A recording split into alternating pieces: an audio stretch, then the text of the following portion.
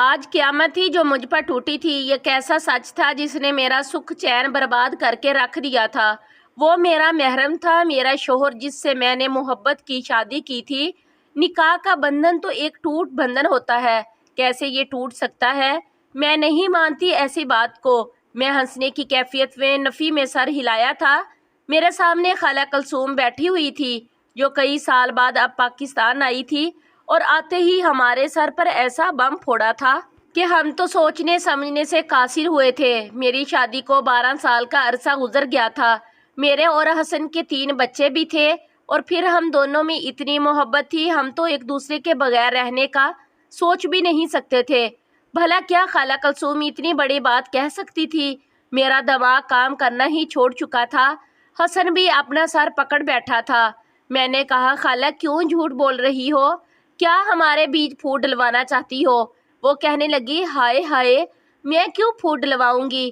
ارے سچ کہہ رہی ہوں۔ دیکھو تم دونوں کے درمیان اب تک جو بھی رشتہ قائم ہوا ہے وہ حرام ہے، ناجائز ہے، اس لیے ختم کرو اس رشتے کو۔ حالانکہ خالہ کے الفاظ سے تو میرا دماغ گھوم گیا تھا اور حسن خاموش بیٹھا ہوا تھا۔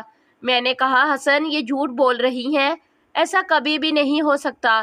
اگر اس بات کی کوئی حقیقت ہوتی تو تائی تمہیں ضرور بتاتی، یا اماں نے کبھی مجھ سے بات کی ہوتی۔ جب ان دونوں نے ایسا کوئی بھی ذکر نہیں کیا تو یہ عورت کیسے کہہ سکتی ہے یہ جھوٹ بول رہی ہے؟ میں اس کی بات کو سچ نہیں سمجھ سکتی۔ میری آنکھوں سے تو آنسو بہے جا رہے تھے۔ سب سے بڑا مسئلہ یہ تھا کہ حسن بالکل خاموش تھا۔ مجھے تو لگا تھا وہ کہے گا کہ خالہ جھوٹ بول رہی ہے، اب بھی ہم میاں بیوی ہیں، لیکن وہ خالہ کلثوم کہنے لگی، دیکھو بھائی، میں نے تو تم لوگوں کو ایک بہت بڑی حقیقت سے روشناس کروایا ہے۔ ارے اگر مجھے پتا ہوتا کہ پاکستان آ کر مجھے یہ خبر سننے کو ملے گی تو میں تم لوگوں کی شادی ہونے ہی نہ دیتی، لیکن مجھے تو یہاں آ کر علم ہوا کہ تم دونوں کی شادی کو 12 سال بیت چکے ہیں۔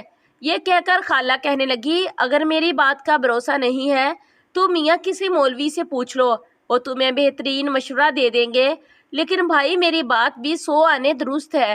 کہنے لگی، میں تو بہت تھک چکی ہوں، اب آرام کرنے جاؤں گی۔ یہ کہہ کر وہ اٹھ گئی اور گیسٹ روم کی طرف بڑھنے لگی۔ گیسٹ روم کے دروازے پر رک اور پلٹ کر ہم دونوں کو دیکھا۔ کہنے لگی، دیکھو میاں، اب یہ نہ ہو کہ میں کمرے میں جاؤں اور تم دونوں بھی ایک ہی کمرے میں گھس جاؤ۔ بھئی یہ سب حرام ہے، سوچ سمجھ لو کہ تم دونوں نے کیا کرنا ہے۔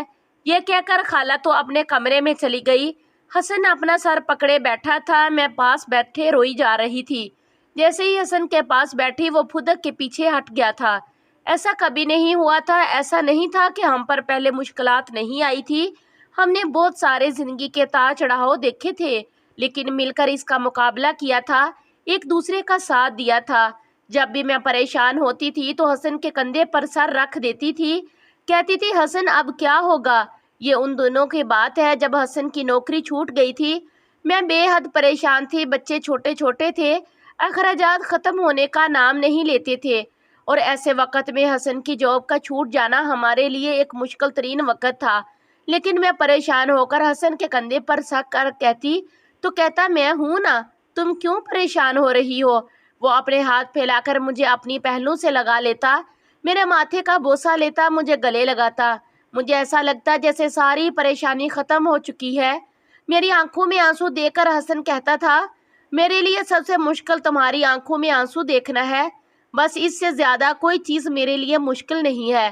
اگر تم یہاں رونا بند کر دو تو میں ہر مسئلے کا حل نکال لوں گا۔ اور ایسے ہی ہوتا تھا۔ 2-4 دن کی بھاگ دوڑ کے بعد حسن مجھے یہی خوشخبری سناتا تھا کہ نوکری مل گئی ہے، فلاں مسئلہ ہے وہ حل ہو گیا ہے، تو مجھے اس کے کندھے پر سر رکھنے کی عادت سی ہو گئی تھی۔ 12 سال کا عرصہ کم نہیں ہوتا۔ مشکل میں وہ مجھے ساتھ لگا کر تسلی دیتا تھا، لیکن اس بار وہ مجھ سے یوں پیچھے ہٹا جیسے میں کوئی غیر ہوں۔ میں نے کہا، حسن، میں نے بڑی حیرت اور تعجب کا اظہار کیا تھا۔ وہ کہنے لگا، مجھ سے دور رہو۔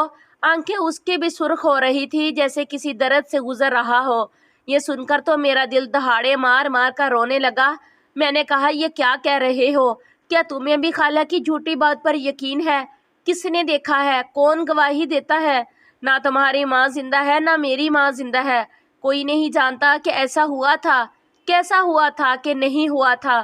وہ کہنے لگا خالہ جانتی ہیں وہ گواہی دے رہی ہیں، قسمیں اٹھا رہی ہیں، اتنی بڑی بات جھوٹ تو نہیں کہہ سکتی۔ حسن کی بات سن کر میں پھوٹ پھوٹ کر رونے لگی۔ میں نے کہا میں نہیں مانتی اس بات کو، یہ ایک عورت کی گواہی قابل قبول نہیں ہوتی۔ خدا کے لیے حسن میں بے حد پریشان ہوں، اس وقت مجھے تمہاری ضرورت ہے۔ تم جانتی ہو نا، اچھا ابھی میں کسی مشکل میں ہوتی ہوں، تمہارے کندھے پر سر رکھ کر مجھے لگتا ہے وہ مسئلہ حل ہو گیا۔ تم نے کبھی میرے ساتھ ایسا سلوک نہیں کیا، ابھی بھی مجھے تمہارے ساتھ کی ضرورت ہے، مجھے یوں مت دھتکارو۔ یہ کہہ کر میں روئے جا رہی تھی، آنکھیں حسن کی بھی نرم تھی۔ کہنے لگا نہیں، پہلے مجھے علم نہیں تھا، ہمارا رشتہ دوسری نوعیت کا تھا، لیکن جو کچھ میں نے خالہ کے منہ سے سنا ہے تمہیں شاید اندازہ نہیں کہ میں کس اذیت سے گزر رہا ہوں، اس تکلیف سے میں دو چار ہو رہا ہوں۔ میں ایسے میں خدا کے لیے میرے قریب آ کر مجھے مزید کسی آزمائش میں مت ڈالو۔ یہ کہہ کر وہ ہمارے گھر کے تیسرے کمرے میں چلا گیا جو کہ ہم نے خالی چھوڑ رکھا تھا۔ کبھی کبھی ہم دونوں میاں بیوی اگر کسی بات پر لڑائی جھگڑا کرتے تو میں وہ نخرے دکھاتے ہوئے، حسن سے ناراضگی کا اظہار کرتے ہوئے اس کمرے میں سو جاتی تھی کہ تمہیں تو میری قدر ہی نہیں ہے، اچھا ہے کہ میں اکیلی ہی سو جاؤں۔ لیکن حسن مجھے فوراً سے منا کر واپس لے آتا تھا، کہتا تھا ناراضگی کے بعد اگر میاں بیوی میں اتفاق ہو جائے تو پچھلے سارے گناہ معاف ہو جاتے ہیں۔ ہماری زندگی بہت ہنسی خوشی زندگی گزر رہی تھی، لیکن لگتا تھا جیسے کسی کی بری نظر لگ گئی ہو، لیکن مجھے یقین تھا کہ اس خالہ کی ہی نظر لگی ہوگی۔ مجھے یاد آنے لگا کہ اماں کہتی تھی کہ خالہ کلثوم حسن پر نظر رکھتی ہے، اس کی خواہش تھی کہ اس کی بیٹی کی شادی حسن سے ہو جائے۔ شاید خالہ اسی بات کا بدلہ لے رہی تھی، جان بوجھ کر اس نے ایسی بات کو سامنے رکھ کر کیا ہے، حسن کا دل میری طرف سے کھٹا ہو جائے۔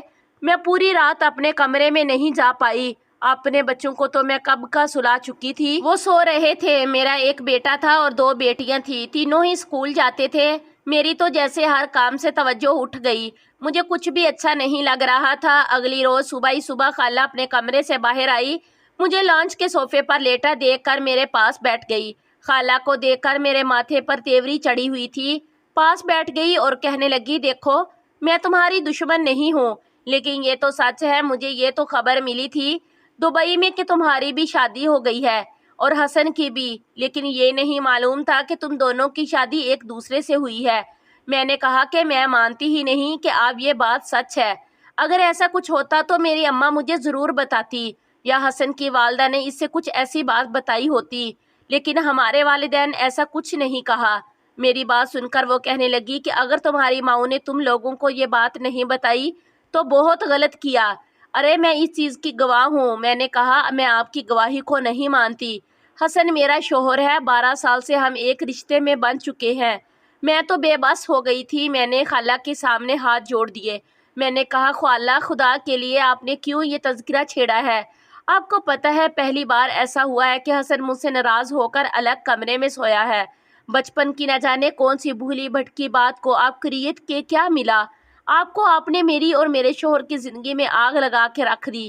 یہ سننا تھا کہ خالہ اپنے کانوں کو ہاتھ لگانے لگی، کہنے لگی توبہ توبہ استغفر اللہ، کیا ایسی بات کر رہی ہو تمہارے، یہ کوئی چھوٹی بات تھوڑی ہے، تم اس کی رضائی بہن لگتی ہو، اس بات کی میں ہوں گواہ۔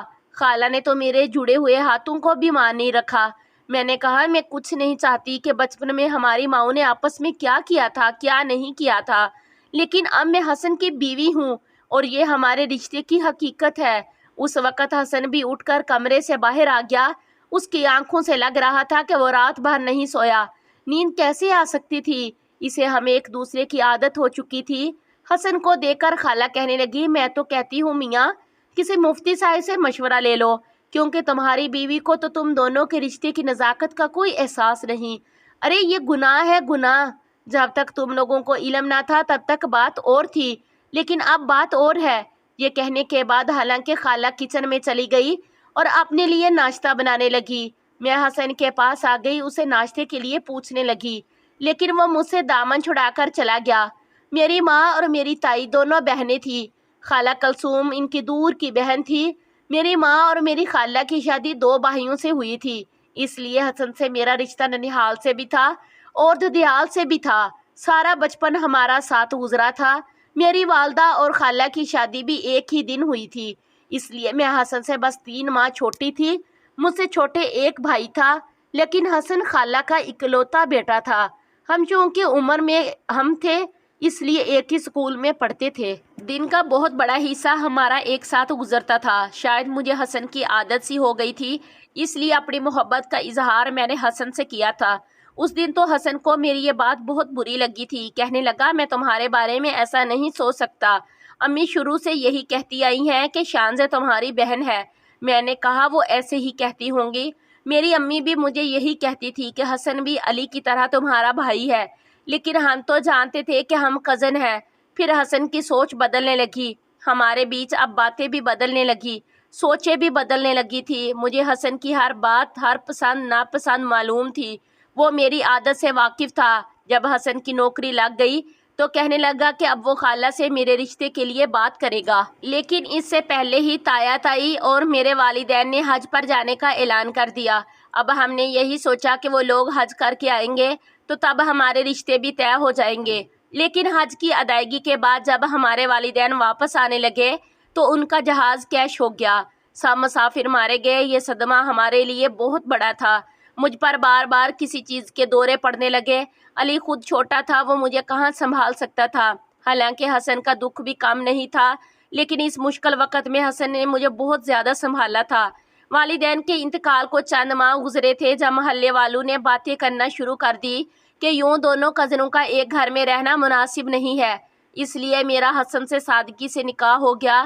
علی کی جیسے ہی تعلیم مکمل ہوئی وہ امریکہ چلا گیا، وہیں نوکری کرنے لگا۔ حسن اور میں ایک دوسرے کا سہارا بنے ہوئے تھے۔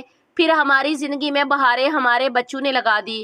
زندگی بہت اچھی گزر رہی تھی جب تک کہ خالہ کلثوم دبئی میں تھی، لیکن جب ہمیں علم ہوا کہ وہ 20 سال بعد پاکستان آ رہی ہے تو حسن انہیں ایئرپورٹ پہ لینے چلا گیا۔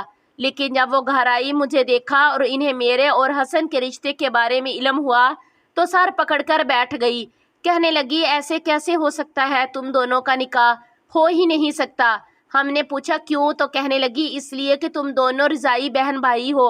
یہ سن کر میرا تو دماغ پوری طرح سے چکرا گیا۔ حسن اپنی جگہ پہ پریشان تھا۔ مجھے لگا خالہ 70 سال سے اوپر کی ہو چکی ہے، اس لیے سٹسٹیا گئی ہوگی، لیکن وہ تو اس بات پر قسمیں کھانے لگی۔ کہنے لگی، میں خود اس بات کی گواہ ہوں، تم دونوں کی ماؤں نے تم دونوں کو ایک دوسرے کا دودھ پلایا ہے۔ یہ سن کر تو حسن کے چہرے کا رنگ فک ہو گیا تھا، لیکن میں نے اس بات سے انکار کر دیا۔ لیکن خالہ تو قسمیں کھانے لگی۔ اب حال یہ تھا کہ حسن مجھ سے بات نہیں کر رہا تھا۔ خالہ 10 دن ہمارے گھر رہی اور یہی کہتی رہی کہ حسن کو چاہیے تمہیں طلاق دے دے۔ طلاق کا نام سنتے ہی میں رونے لگی تھی۔ حسن بھی پریشان ہونے لگے۔ خالہ ہمیں یہ سب کچھ کہہ کر چلی گئی۔ ان کے جانے کے بعد میرے حسن کو بہت سمجھایا کہ ایسا کچھ نہیں، اگر ایسا ہوتا تو ہمارے والدین ہم سے یہ بات کبھی نہیں چھپاتے۔ حسن کہنے لگا، امی کہتی تھی کہ میں تمہیں بہن سمجھوں، اور چچی بھی تم سے یہی کہتی تھی کہ تم علی کی طرح مجھے بھائی سمجھو۔ ہو سکتا ہے کہ جب میں امی سے تمہارے رشتے کی بات کرتا تو وہ مجھے یہ سچ بتا دیتی، لیکن اس سے پہلے ہی حادثہ پیش آ گیا۔ حسن کو شاید خالہ کی بات سچ لگنے لگی تھی۔ میں نے کہا، حسن سمجھنے کی کوشش کرو، اگر یہ بات سب کو معلوم ہو گئی تو سب ہمارا مذاق اڑائیں گے، ہمارے بچے ہیں۔ حسن، ان سب بات پر کا کیا اثر ہوگا؟ ان کا مستقبل تباہ ہو جائے گا۔ میں جتنا اس بارے میں سوچتی میرا دل گھبرانے لگتا کہ کہیں حسن مجھے طلاق نہ دے دے۔ میں چاہتی تھی کہ حسن اس بات کو بھول جائے، فراموش کر دے، لیکن حسن کو چین نہیں تھا۔ وہ گاؤں چلا گیا، وہاں ہمارے خاندان اور برادری والے رہتے تھے۔ وہاں بھی اس بات کی تصدیق ہو گئی کہ میری تائی اور میری ماں میں بہت محبت تھی، کبھی لڑائی نہیں ہوئی تھی، اس لیے انہوں نے ہم دونوں کو اپنا دودھ پلایا تھا۔ حالانکہ ایسی کوئی بھی مجبوری نہیں تھی، لیکن پھر بھی آپس میں محبت میں انہوں نے ایسا کام کیا تھا اور ہماری زندگی کو ایک اجنبی موڑ پر لا کر کھڑا کر دیا تھا۔ ہمیں بھی کبھی بچپن میں یہ بات نہیں بتائی۔ حسن جب واپس آیا تو وہ مجھ سے دور دور سا رہنے لگا۔ جب وہ کہتا کہ میں مفتی صاحب کے پاس جانا چاہیے، میں اس کو روک دیتی۔ میں کہتی، نہیں مت جاؤ، اس بات کو مت پھیلاؤ۔ وہ کہنے لگا، سمجھنے کی کوشش کرو، میں جب تک کسی مفتی سے نہ پوچھ لوں ہم کبھی بھی زندگی کے بارے میں ٹھیک فیصلہ نہیں کر سکتے۔ جو غلطی ہمارے بڑوں نے آپس میں محبت میں کی ہے، اس کی سزا ہمیں تو بھگتنی پڑے گی۔ میں رونے لگی۔ میں نے کہا، اور اگر مفتی صاحب نے کہہ دیا کہ نکاح فاسد ہو گیا ہے تو کیا کریں گے؟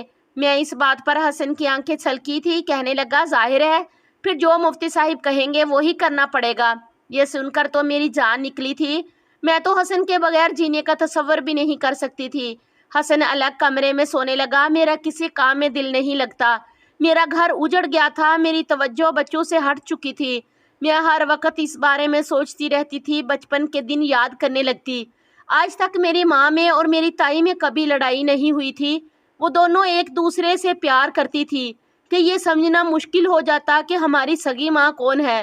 یہاں تک تو بات سمجھ جاتی تھی، لیکن جو کچھ انہوں نے ہمارے ساتھ کیا وہ بہت بڑا ظلم تھا. ایسا کام حالت میں مجبوری میں کیا جائے تو سمجھ میں آتا ہے، لیکن پیار چھپانے کا یہ کون سا طریقہ تھا جس سے ہماری ماؤں نے آزمایا تھا. مجھے یاد آنے لگا بچپن میں جب بھی میں گڈا گڈی کے ساتھ کھیلتی تھی اور کبھی اماں سے کہہ دیتی تھی کہ یہ گڈی میں ہوں اور گڈا حسن ہے، تو وہ مجھے ڈانٹنے لگتی تھی. کہتی تھی یوں نہیں کہتے. میں پوچھتی کیوں نہیں؟ تو کہتی تھی کہ سب تمہارے بھائی ہیں، اس لیے ایسے کھیل مت کھیلو. میں کبھی سمجھ ہی نہیں پائی کہ امی مجھے منع کیوں کرتی ہے. نہ ہی انہوں نے کبھی اس بات کی وضاحت کی تھی. ہمارے بھی ذہن و گمان میں بھی نہیں تھا کہ ایسا بھی ہو سکتا ہے. لیکن ہم جس مصیبت میں پھنس چکے تھے وہ بہت دردناک تھی. میری راتیں روتے ہوئے گزرنے لگی. حسن مجھ سے بات کرنے سے بھی کترانے لگے. ایک دن میرا جی بہت گھبرانے لگا تو میں اٹھ کر حسن کے کمرے میں چلی گئی. وہ سو رہا تھا. مجھے پہلے جب بھی گھبراہٹ ہوتی تھی تو میں حسن کے ساتھ لگ جاتی تھی. اس کی تسلی بھرے دو بول میری ساری پریشانی دور کر دیتے تھے. لیکن آج میرے پاس وہ سہارا بھی نہیں رہا تھا. مجھے غصہ اپنی ماں اور تائی پر آنے لگا. انہوں نے یہ ظلم کیوں ہمارے ساتھ کیا؟ یہ سب بنا مجبوری کی کیا کیا؟ یہ کیوں نہیں سوچا کہ ہو سکتا ہے بچے بڑے ہو کر ایک دوسرے کا ساتھ چاہنے لگے؟ پھر ہمیں کیوں نہیں صاف صاف بات بتائی؟ بچپن سے کہہ دیا ہوتا کہ تم دونوں رضائی بہن بھائی ہو، تاکہ ہم اپنے جذباتوں کو یہ رنگ نہ دیتے. ہمارے والدین تو دنیا میں تھے نہیں، بس خاندان والوں سے ہی سنا تھا کہ ہماری ماؤں نے یہ سب کیا ہے، جسے سن کر میں پل پل مر رہی تھی. میرا ڈپریشن کے مارے دم گھٹنے لگا تھا. اس لیے میں حسن کے پاس جا کر لیٹ گئی. کیونکہ 12 سال ہم نے ایک دوسرے کی سنگت میں گزارے تھے. لیکن جیسے ہی میں حسن کے پہلوں سے جا کر لگی تو ایک دم وہ اٹھ بیٹھا. مجھے اپنے قریب دیکھ کر اٹھ بیٹھا. کہنے لگا یہ تم کیا کر رہی ہو؟ میں رونے لگی. اس کے ساتھ لگ گئی. میں نے کہا حسن میرا دم گھٹ رہا ہے، میں تمہارے بنا نہیں رہ سکتی. یہ سن کر وہ کہنے لگا اچھا رونا بند کرو، میں کل ہی مفتی صاحب کے پاس جاتا ہوں، شاید کوئی راستہ نکل آئے. اگلے روز جب حسن مفتی صاحب کے پاس گئے اور ساری صورتحال سے آگاہ کیا تو انہوں نے جو کہا اس نے ہمارے پاؤں تلے سے زمین نکال کے رکھ دی. وہ حسن سے کہنے لگے کہ لڑکی کے لیے اپنی رضائی بہن کی حقیقی بھائی کے ساتھ، یہ لڑکے کے لیے اپنی رضائی بہن کی بہن کے ساتھ نکاح اس صورت میں جائز ہے جو وہ نکاح کرنے والے کے رضائی بھائی یا بہن نہ ہو. مسئلہ اگر زید کی بہن نے بکر کی ماں کا دودھ پیا ہے تو زید کی بہن بکر کی ماں کی تمام اولاد پر حرام ہو گئی. یعنی زید کی بہن کا بکر اور اس کے تمام سگے اور ماں شریک بھائیوں سے آزاد کا رشتہ ثابت ہو گیا اور اب ان سے نکاح حرام ہے. لیکن زید کا بکر اور اس کی بہنوں سے کوئی رشتہ نہیں، اس لیے زید کا بکر کی کسی بھی بہن سے نکاح کرنا جائز ہے. پلیز بکر اور اس کی بہن کے بھائیوں کے لیے زید کی بہن کے علاوہ دے کر بہن بھائیوں سے نکاح کرنا جائز ہوگا، بشرط یہ کہ ان میں سے کسی نے بکر کی ماں کا دودھ نہ پیا ہو. اسی طرح زید سے نکاح خمسہ سیف سے اسی حالت میں ہوا ہو کہ حرمت رضا کا علم نہیں، اس لحاظ سے یہ نکاح فاسد ہوا. اگر کوئی لڑکا خمسہ کے بطن سے پیدا ہوا ہے، وہ خمسہ کی بہن اب چونکہ ذات کا علم ہو چکا ہے، اس لیے زید پر ضروری ہے کہ زبان سے کہہ دے کہ میں نے خنسہ سے تعلق کی وجہ سے زوجہ ختم کر دیا، پھر عدتیں گزار کر خنسہ دوسری جگہ شادی کر لے. اس کا زید کے ساتھ رہنا جائز نہیں. یاد رہے کہ ثبوت کے لیے ضروری ہے کہ زید کی والدہ نے مدت رضاعت یعنی 2 سال کے اندر خنسہ کو دودھ پلایا ہے.